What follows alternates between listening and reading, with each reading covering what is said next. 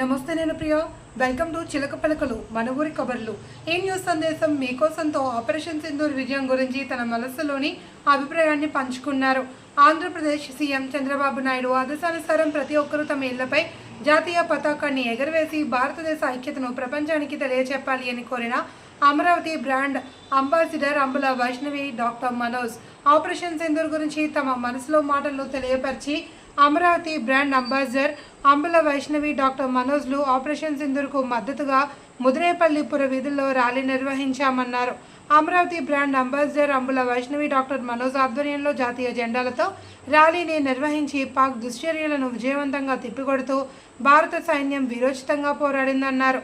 భారతదేశ ఐక్యమత్యతని ప్రపంచానికి చాటి చెప్పిన ఘనత బీజేపీ పార్టీ సారథ్యంలోనే సాధ్యమన్నారు.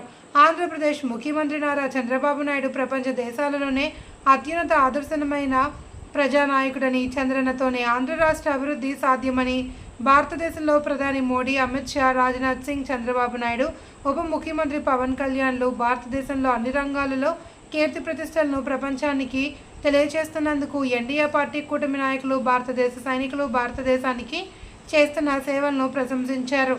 ఈ కార్యక్రమంలో ఎస్ఐ విఎస్ వీరభద్రరావు, బులుసు రఘు రామయ్య, కోనపారెడ్డి సత్యనారాయణ, కోడూరు అర్జునరావు స్వచ్ఛందంగా ప్రజలు పాల్గొన్నారన్నారు. ఆంధ్రప్రదేశ్ సీఎం చంద్రబాబు నాయుడు ఆదేశానుసారం ప్రతి ఒక్కరూ తమ ఇండ్లపై జాతీయ జెండా ఎగురవేసి భారతదేశ ఐక్యతను ప్రపంచానికి చాటి చెప్పాలని కోరారు.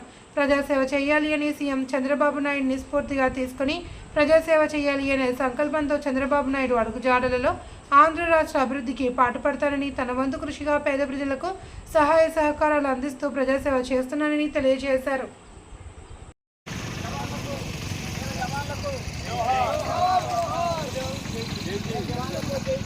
జై